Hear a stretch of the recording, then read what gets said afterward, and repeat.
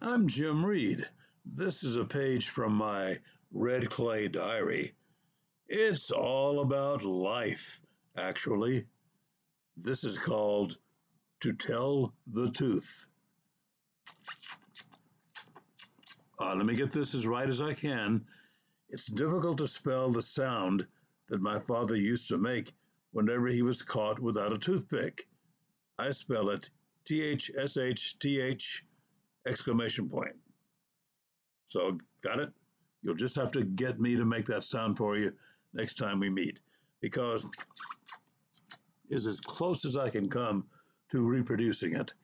That sound occurs when you suck air between two adjacent teeth in your mouth, but only when that space between those teeth has a food particle that needs to be cleared away.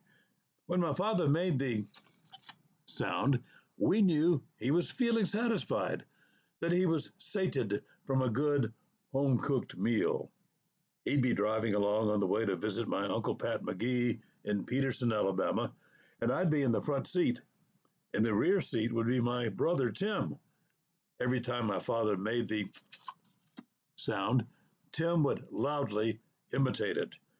To this day, I don't know whether Dad was so used to making the sound that he did not know he was being mocked, or whether he was the most tolerant man in the universe. Any ordinary person might have pulled off the side of the road and popped Tim one, but Dad just refused to acknowledge Tim's noises.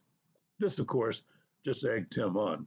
He'd do additional things in the back seat, such as imitate the expressions and comments that our neighbor Edgar Beatty would come out with. He mimicked phrases that Uncle Adrian Heron used, in exact imitation, by the way.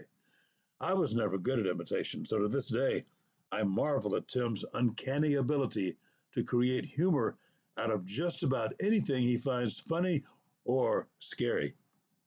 All through the years, I stop short when anybody around me makes anything like that noise. And of course, lots of people do.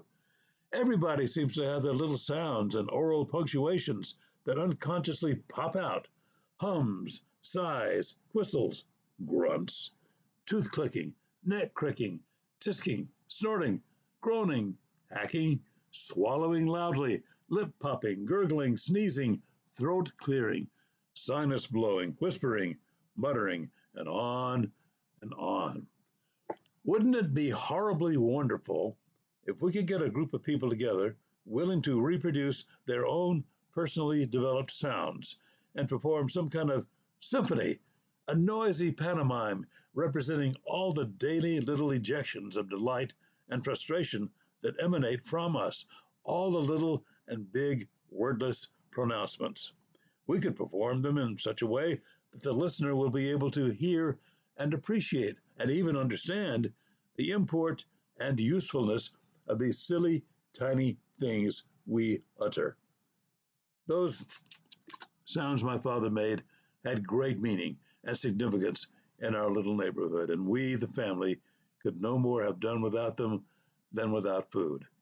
We silently knew those sounds were the assurances we received each day that for a few ticks in time, the head of the family was satisfied and happy with the moment, and thus so were we.